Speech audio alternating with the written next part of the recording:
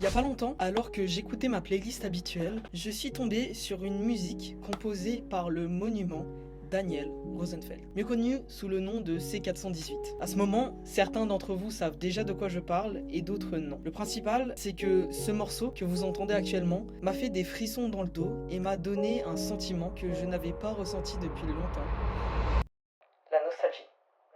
Je me suis donc posé de nombreuses questions concernant cette sensation. Qu'est-ce que la nostalgie au juste? Comment se manifeste-t-elle dans notre vie quotidienne avec des domaines aussi variés que les jeux vidéo comme Minecraft? Est-elle propre aux humains ou d'autres espèces animales peuvent la ressentir? Et si oui, dans ce cas, la nostalgie n'est-elle que le fruit d'une hormone universelle? Alors, avec Yu, qui m'a aidé à écrire ce texte, on s'est penché sur le sujet afin de tirer des réponses claires sur ce qui se passe dans notre cerveau et on a découvert que ce dernier cache des mécanismes psychologiques et physiologiques fascinants. En répondant à ces questions, nous observerons la complexité de l'expérience humaine et des mécanismes de la mémoire afin de mieux comprendre cette émotion universelle et souvent sous-estimée pour finalement, peut-être, mieux nous comprendre nous-mêmes. Bonjour à tous, je suis Remka et aujourd'hui je vous propose de venir avec moi dans les tréfonds de notre cerveau. La nostalgie, c'est ce doux frisson qui parcourt l'échine lorsque le passé s'invite à notre table, quand les souvenirs se dévoilent dans toute leur splendeur. Le psychiatre Christophe André avait parlé de la nostalgie dans une interview pour France Culture. La nostalgie est le mélange en nous de la douceur et de la douleur des souvenirs. La nostalgie est un manque, le manque d'un passé heureux, parfois idéalisé, mais qui a bien existé, ce qui l'oppose au regret, qui est le manque d'un passé virtuel qui aurait pu exister. Elle permet le rappel à la mémoire et donc le renforcement de souvenirs heureux qui vont nous faire du bien. Elle nous apprend à accepter la dimension doucement tragique de la vie humaine, le temps qui passe et qui ne revient pas. Elle est donc basée en notre centre. Dans cette émission, il ne parle pas de notre ressenti face à la nostalgie, mais si l'on cherche un peu plus profondément, pour vraiment découvrir ce qui se passe en nous, on tombe sur ça. Beaucoup de personnes en fait se posent la question, d'où vient cette fameuse nostalgie? C'est quoi ce phénomène biologique qui nous remémore d'anciens souvenirs pouvant nous faire souffrir? De nombreux posts d'internautes plus ou moins qualifiés essaient d'expliquer à leur manière ce qui nous arrive. Mais un post a particulièrement attiré notre attention. Dans ce dernier, Marine Lefebvre nous renvoie vers une étude démontrant que des chercheurs ont découvert que la nostalgie pourrait être en partie influencée par des variations hormonales. Avec un peu plus de détermination, j'ai pu découvrir que des études ont montré que le sentiment de nostalgie peut être associé à une augmentation de la sécrétation d'ocytocine, souvent appelée l'hormone de l'attachement. Cette hormone, impliquée majoritairement dans les relations sociales et les liens affectifs, jouerait un rôle clé dans l'activation de souvenirs nostalgiques. En gros, ce qui se passerait, c'est que quand on produit de l'ocytocine à un moment particulier de notre vie, lorsque ce souvenir va s'ancrer dans notre mémoire, la sécrétion d'ocytocine passée va faire en sorte que l'on s'attache émotionnellement à ce dernier souvenir. L'ocytocine. D'après un article présent sur le site de l'hôpital général juif, c'est une hormone naturelle créée par le cerveau. Après sa création, l'ocytocine est introduite dans le système sanguin pour circuler vers les différentes parties du corps. L'ocytocine s'attache souvent à son récepteur, une molécule située à l'extérieur des cellules. Les chercheurs sont extrêmement intéressés par cette dernière car elle pourrait jouer un rôle dans plusieurs comportements humains. Sauf que maintenant que j'ai ma réponse et que je sais ce qui cause la nostalgie, je peux pas m'empêcher de me demander: est-ce que d'autres espèces peuvent être nostalgiques? C'est vrai, la nostalgie est souvent considérée comme un sentiment propre aux êtres humains, en raison de sa nature complexe et de son lien étroit avec la mémoire et la perception du temps. Cependant, certaines études sur d'autres êtres vivants suggèrent que des animaux peuvent également éprouver des émotions similaires, bien que pas exactement de la même manière que les humains.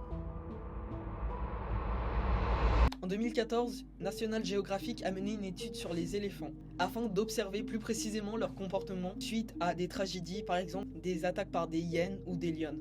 Et en vérité, c'est hyper intéressant parce que plusieurs actes pourraient être considérés en soi comme de la nostalgie.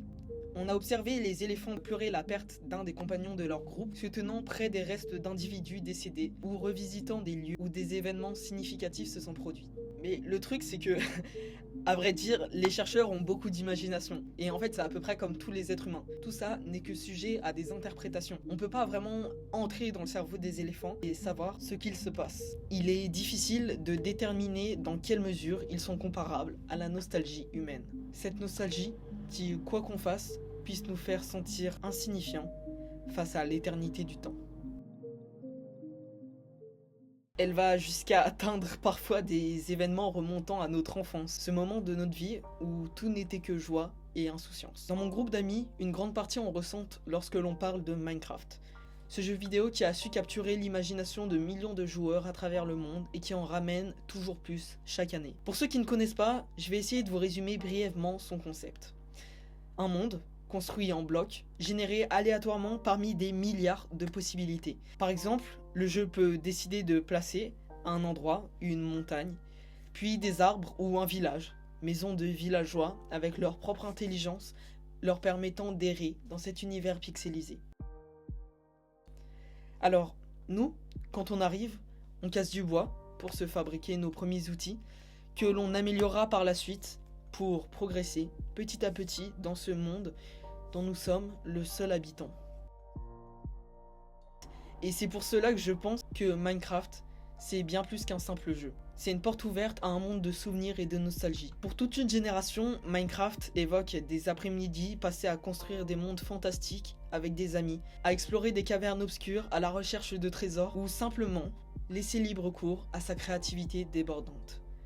Chaque bloc de pixels est imprégné de souvenirs. Chaque mélodie du jeu résonne comme une douce mélopée du passé. Minecraft est devenu un symbole de nostalgie pour une génération bercée par ses pixels et ses possibilités infinies. Mais au-delà des hormones, des ressentis, des animaux et des blocs, en quoi la nostalgie nous caractérise-t-elle en tant qu'être humain ? La nostalgie, c'est ce lien intangible qui nous relie à notre histoire, à notre identité. C'est le reflet de notre capacité à ressentir profondément, à chérir des moments passés, à trouver du réconfort dans les souvenirs. Alors, comme l'écrivait si bien Marcel Proust, la vraie nostalgie n'est pas de retourner là où l'on a aimé, mais de retrouver le temps où l'on a aimé. La nostalgie nous rappelle que nous sommes faits de mémoire et d'émotions, que les souvenirs sont les pierres angulaires de notre existence. En somme, la nostalgie est bien plus qu'un simple sentiment, c'est un voyage intérieur, une danse entre le passé et le présent, une ode à la mémoire et à l'émotion. Alors, la prochaine fois que vous vous sentirez enveloppé dans cette douce mélancolie du passé, laissez-vous emporter par les souvenirs et savourez chaque instant, car la nostalgie est le témoin silencieux de notre humanité. Elle nous apprend à accepter la dimension doucement tragique de la vie humaine, le temps qui passe et qui ne revient pas. Et de fait, elle peut augmenter notre intelligence du bonheur.